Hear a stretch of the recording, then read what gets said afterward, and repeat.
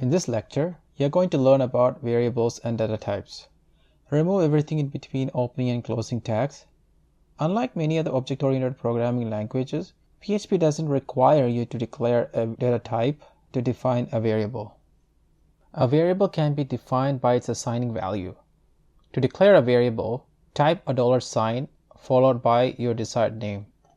For example, $1 equals 1. This means 1 is a variable with an integer data type and has a value of 1. We don't say $1, we simply say 1. Similarly, number_2 equals 2.01 means number_2 is a variable with a float data type and has a value of 2.01. You can use an underscore after the $sign or between letters or after the word. You can also use numbers with a combination of letters but not individually to define a variable. We will see this in a moment. Now that we have seen integer and float data types, next we will look at strings. You can use double quotes or single quotes to define a string. For example, str equals hello within double quotes to demonstrate double quotes, and str_1 world within single quotes to demonstrate single quotes. Here you can see that I use the combination of word str and underscore and 1 to define the string world. We can display all these variables in a single echo statement. Echo within double quotes integer colon, then outside of the end quotes put a dot, and here the dot is known as a string concatenator. This will connect two strings together. Even if you connect an integer or a float variable type, it will automatically convert the type to a string when displayed, which is known as type juggling. After the dot, we put 1, then again dot, double quotes, space, float, colon, end quotes, dot, number_2, a dot, double quotes, space, strings, colon, end quote, dot, and then we put both the strings str and str1, and we can put a space in between these strings by adding an empty space within double quotes. Let's go back to the browser and refresh the page. There you go. You can see that echo statement has been successfully displayed on the page. Now we can perform some arithmetic operations. Go back to the code editor, and after the echo statement, type num_1 equals 3, and the next number is num_2 equals 6. So we are going to look at how we can perform addition, multiplication, division, and subtraction. So first, addition.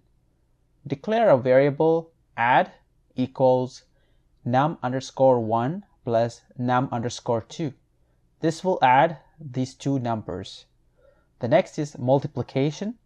Multi equals num_1 star. You can find this key on the keyboard. Num_2. Then on the next line, divide equals num_2. Remember to put the forward slash, not the backward slash, for the division operation. And then num_1. For subtraction, subtract equals num_2 minus, which is also called as dash on the keyboard, num_1. Now it's time to print out these on our browser page. Before that, there's a big difference between double quotes and single quotes. Single quotes can perform faster than double quotes because single quotes will ignore all symbols except the single or double backward slash, whereas double quotes look for variables and special escape sequences. You will learn about special sequences in the upcoming lecture. This process is called string interpolation.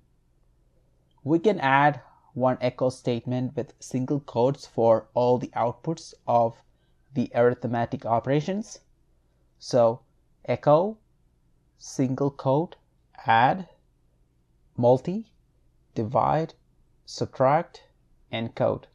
So basically what I'm trying to print is all those 4 variables that we have declared previously. And the next is we'll put a break statement inside the echo. So don't worry about this for now. I will explain this in a bit. Next line, we will put echo statement with double quotes. Add, comma, multi, comma, divide, comma, subtract, end quotes. Now let's go to the browser and refresh the page. As you can see, the first echo statement with single quotes didn't parse the outputs of the arithmetic operations, but the second echo with double quotes did. Now, coming back to our code, you may have seen me adding the break tag in the echo statement here. The double quotes can also parse HTML tags. For example, let's add echo within double quotes, put the break tag like this, and also we can display a heading tag for this example using echo. So echo double quotes, within the double quotes we put h2 tags, and within the h2 tags we put this is a heading. Save the code, go back to the browser, refresh the page. Awesome, it has been successfully parsed. Now we can look at a Boolean variable. Type echo and then break tag within double quotes for line break. Just like how we declared other data types, we can define Boolean variable at its assignment.